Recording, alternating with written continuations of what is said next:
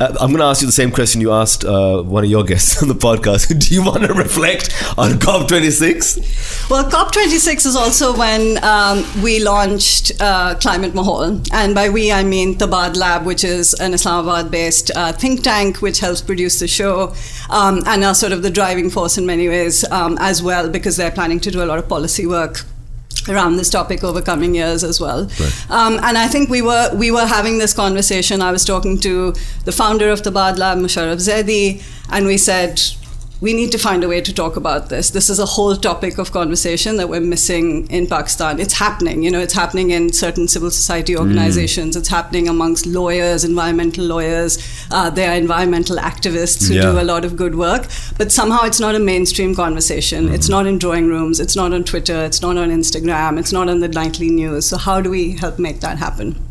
And I think what COP26 did was, because it was hosted by the UK, because it came on the back of a lot of visible and experiential climate change.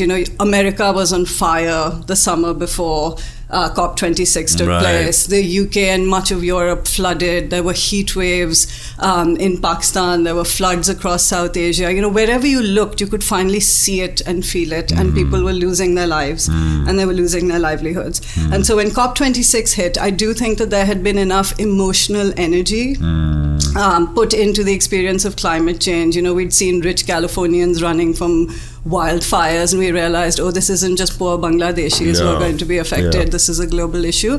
And so I think the best thing about COP26 was it had that media buzz around it. It got onto those headline newspapers. You had that sense that this is the moment something exciting is going to happen.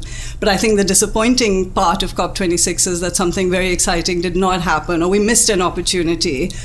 Progress was again slow and, not enough, insufficient, and the biggest one being the sort of pullback on the decision to really come up with a plan to phase out, like completely stop using fossil fuels. And can I add again to that sentence? Again. Right? 26 iterations later. Again, yes. I mean, so doesn't that disappoint you? Doesn't that say, well, what's the point of this then? Maybe we need something else.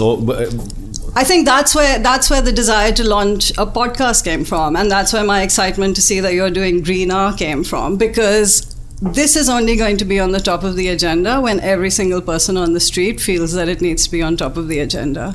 And they're not going to feel that way unless we help them realize that they need to.